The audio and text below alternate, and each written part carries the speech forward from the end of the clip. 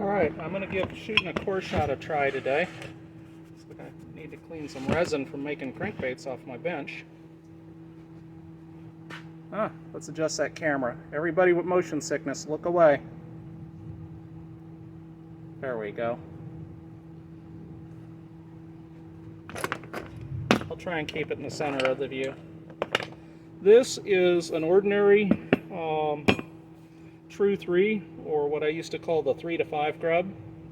And all these are is some pieces of welding filler wire for TIG welding that I cut to the right length to just fit in there like this. So my plastic might be done, but we'll check it in a second.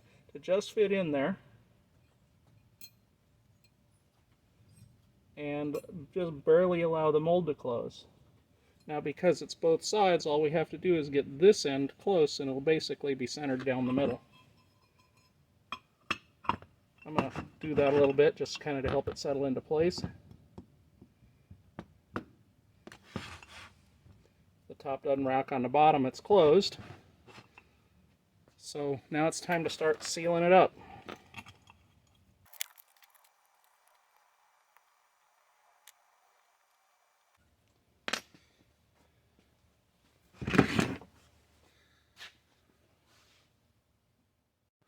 Alright, we're back. I don't know if this is clear enough for a good core shot, but we're going to give it a shot. This is some I had mixed up for making some other baits already, so I just had to heat it up. So we'll give it a shot. Alright, our cross pins are already in there, or our core pins, or whatever they're called. It's a little on the warm side.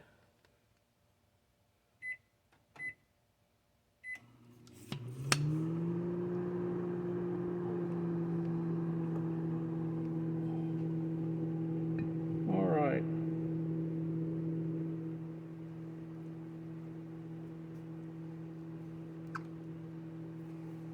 This mold doesn't really need a lot of topping off, but it's just a good habit to get into. Alright, and now we cut away and wait for that to freeze off.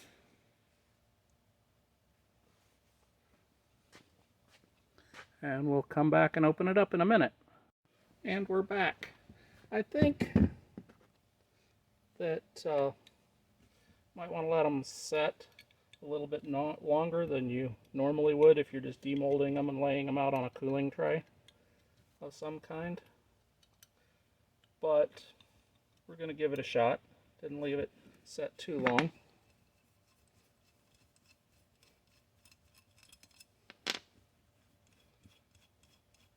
Ordinarily for my molds, I just use bar clamps, but this is a customer's mold. I don't want to mark it up. If they want to use bar clamps and mark up their mold, that's fine. Alright, we'll just lift it open.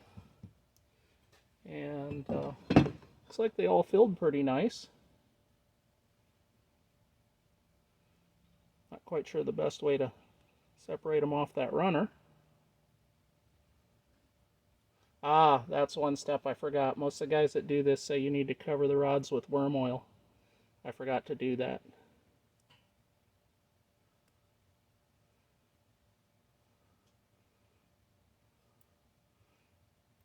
And you know what? I know you need to cover the rods with worm oil because that's what I do on my tube molds. Set that aside.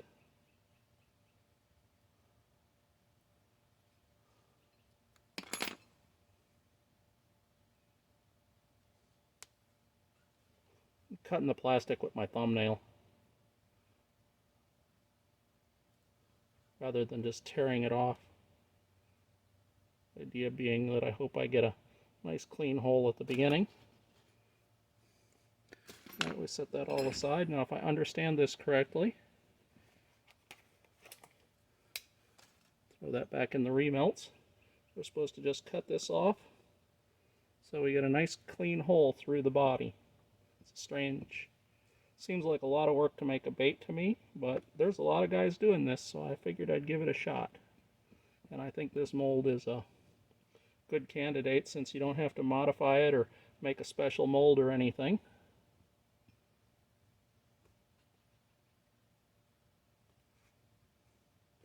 They're not perfectly centered holes, but they're pretty good.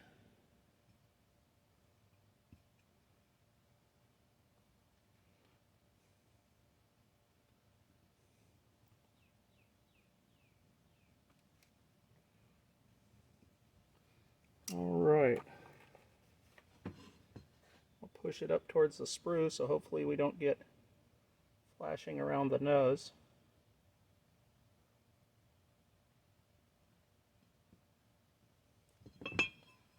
Oop.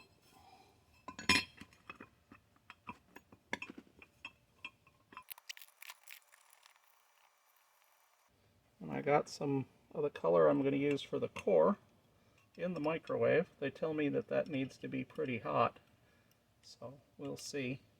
I can tell you, because it's not very much plastic, I don't even have to shoot it to know that it'd probably be a good idea to shoot it with your smallest injector, because it'll be full before you know it, and it'll be really easy to overpressure it. We're just going to shoot some straight black. Whoa, let's be careful there. I do need to knock that crankbait resin off. Yeah, that's a little cool. I'm going to fire up the microwave, warm that up a little bit. It's a little thick before I shoot that core. You know what? Let's just shoot it like that and see what happens.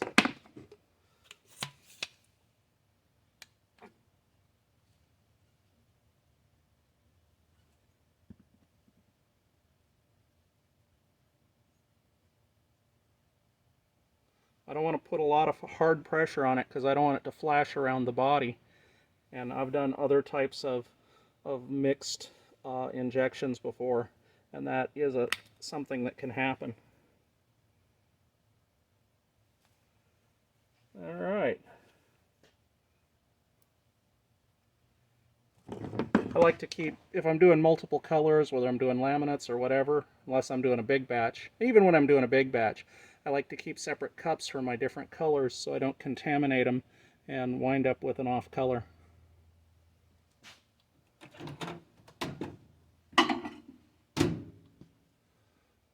All right, and we'll come back in a few minutes when that runner has frozen off. We'll demold it and see just how bad it is. Okay, here's the big reveal. Actually, may not be the big reveal because, well, we'll see. The big reveal! Like one of those custom motorcycle shows where they've been showing us building it for 45 minutes and then they pretend we haven't seen it for the last 2 minutes.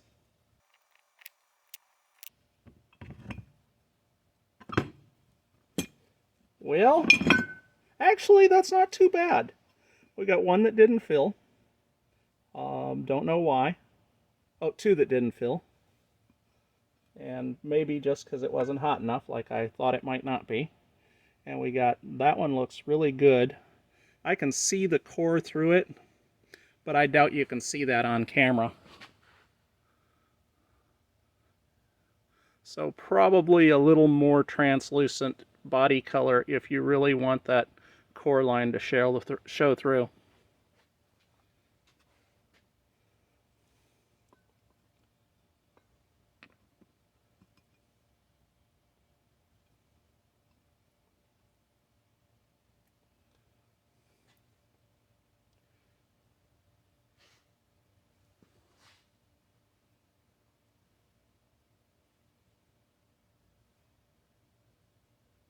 Alright, we're going to do it one more time, but we're going to run the black a little hotter.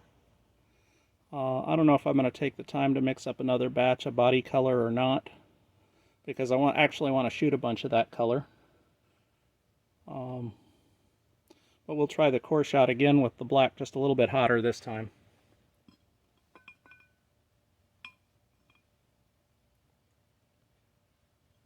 That one looks like the nose got pinched off, and that's why it didn't fill.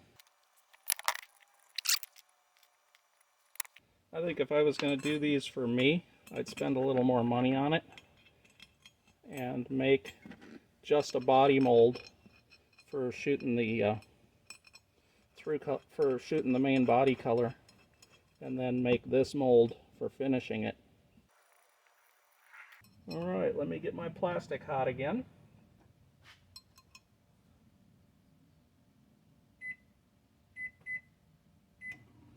And I'll be back with you guys in a minute to try a second shot.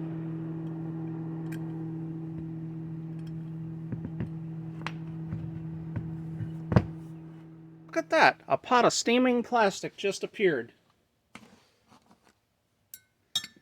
And for anybody who wants to make the comment about steaming pile of something, keep it to yourself. You're not clever.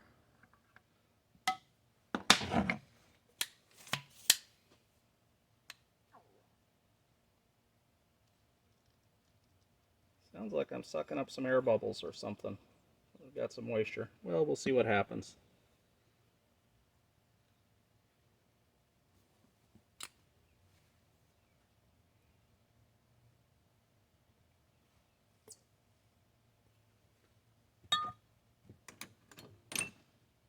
Ah, that's my other wire bending plier I couldn't find. I put it back in the wrong spot. I'd yell at the guy who used it last, but that would hurt my feelings. Alright, we're going to cut away and give it a few minutes to cool down. And we're back. By the way, this is, I think I said it already, but this is the first time I've ever tried making core shots this way. The old school way that I made core shots the first time was with a slide bar mold. We would leave the slide in the open position and shoot plastic all the way through till it started to come out the backside, which is dangerous, of course. And then immediately we'd shoot the other color back through the backside until we saw it start to come out the front side. And again, dangerous because we're pouring molten plastic out on the bench, but we get some really neat looking core shots that way. And then there's another way of doing core shots where you here, I'm gonna take a little extra care to actually cut it with my, and I still forgot to rub worm oil on that.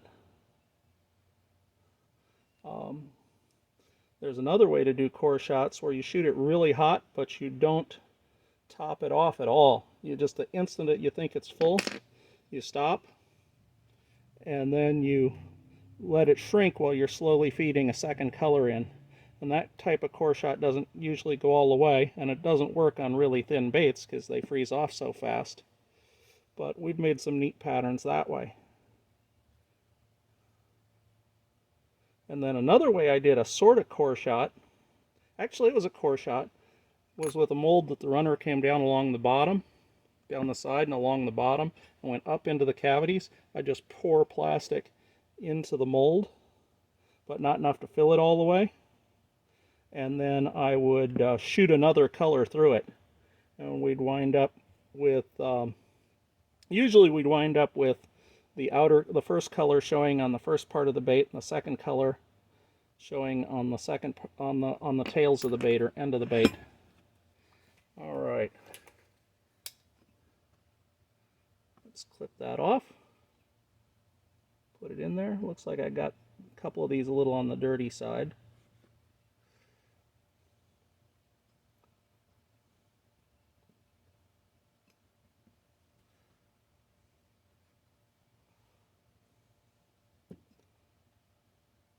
That's a little ragged on the front. Probably should have let it cool a little longer. I even have a dent in it, but might be able to push that dent out with the core shot fill. We'll see.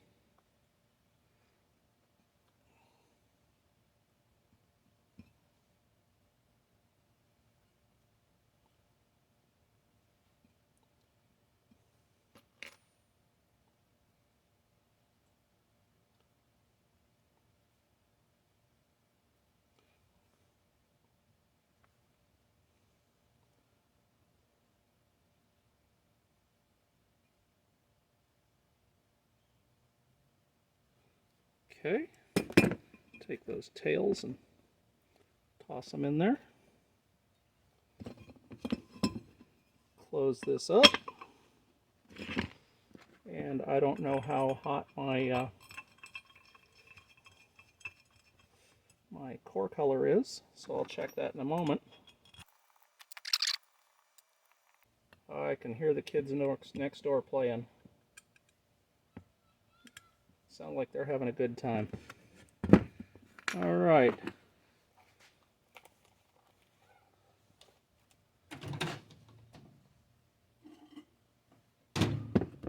Let's take a look here. Oh, let's not mix our colors. That's about like it was last time.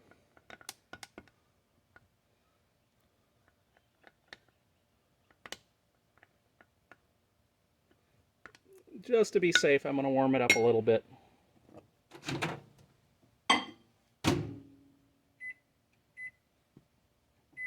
See you guys in 30 seconds. And we're back.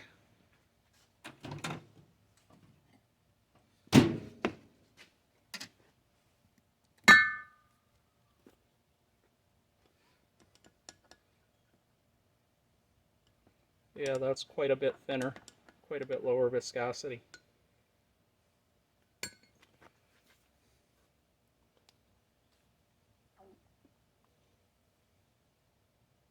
Doesn't take much plastic to fill this, so.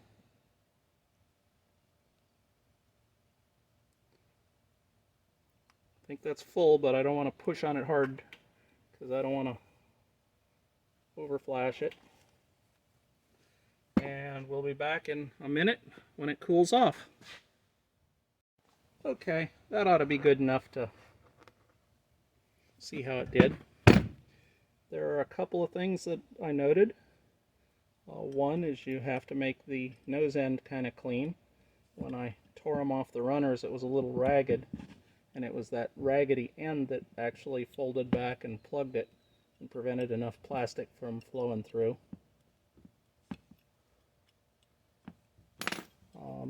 And so it might not need to be that hot to pour good cores. Did I say there were a couple things? I guess there was just one.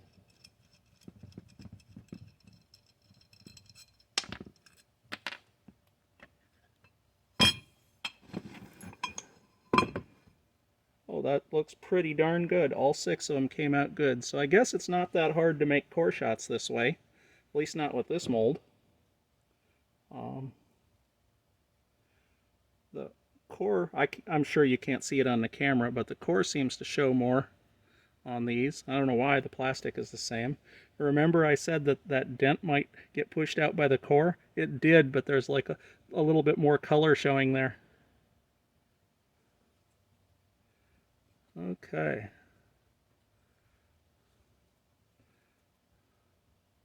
Oh, these pop off real easy too because they're only attached by the core.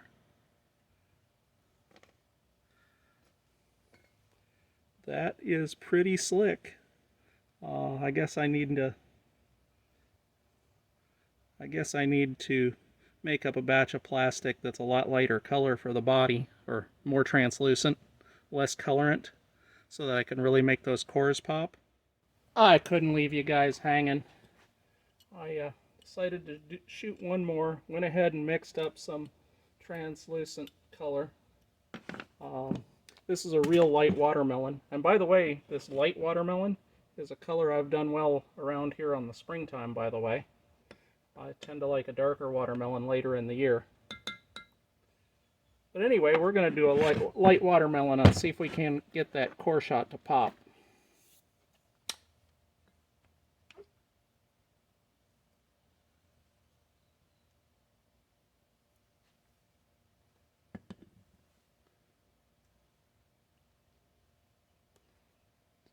Isn't that exciting? How many times can you watch somebody just push plastic into a mold?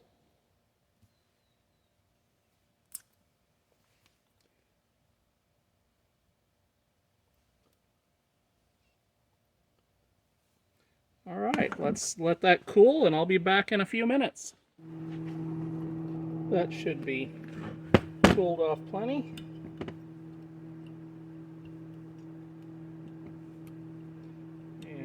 can take a look and see how clear they look, and we can all guess at how well the core shot's going to work, or how well it's going to stand out. Obviously it's working. Didn't take too much learning curve to figure it out. But how well it's going to pop with this color of watermelon, this light spring watermelon.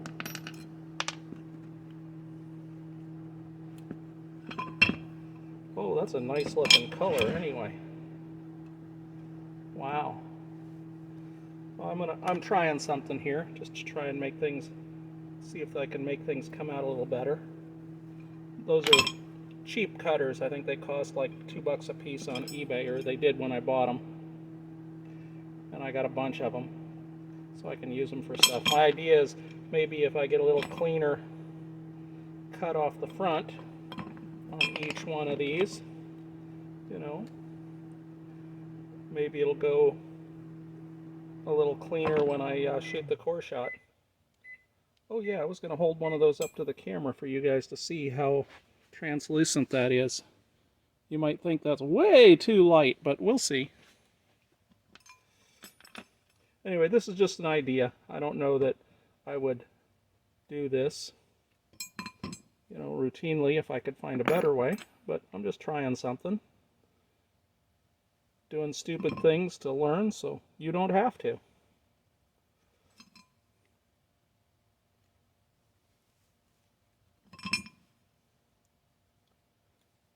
The front of those mostly came off pretty good, so that might not be a bad idea.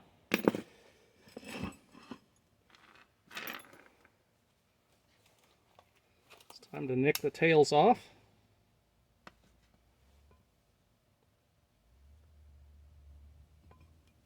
Try not to pick up too much debris from the bench.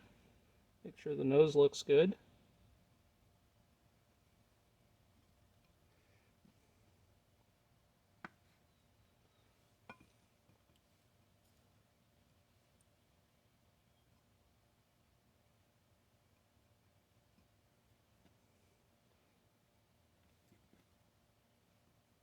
I'm not showing off my big knife. Well, not maybe the way you think. My son gave me this for Christmas or my birthday a few years ago, and I really like it. He kind of hit it out of the park on this one. Of course, I used to carry this same model knife back when I worked for Southwest Desert Farms back in the summer of 1982 when I got out of high school. Those of you who are now madly trying to calculate my age, you're probably wrong. I'd tell you why, but it would sound like bragging. Okay. I close this up again. Screw it down again. And I was warming up the black because I took a little break there and went and got some lunch. Anyway, I was warming up the black, but it may not be quite hot enough yet to shoot this. So we'll check it here and see.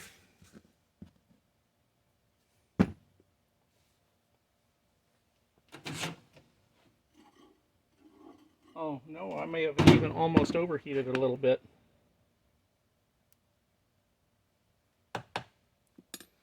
All right. It's pretty hot. All right.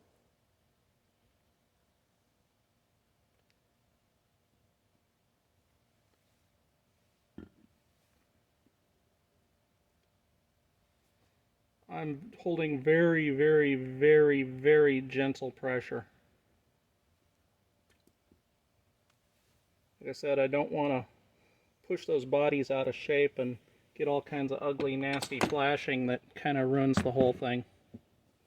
All right, we'll give that a few minutes to cool off and I'll bring you guys back. All right, it's been a few minutes. Let's see what it looks like.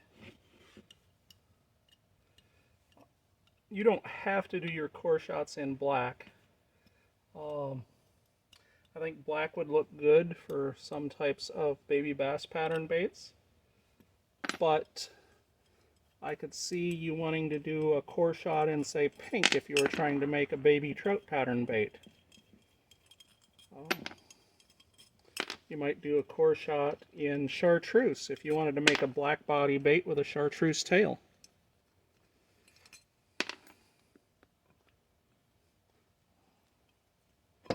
Oh, and that's what most people are talking about when they get excited about core shots.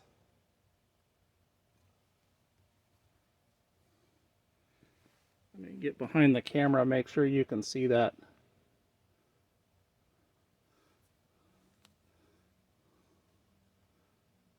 There we go.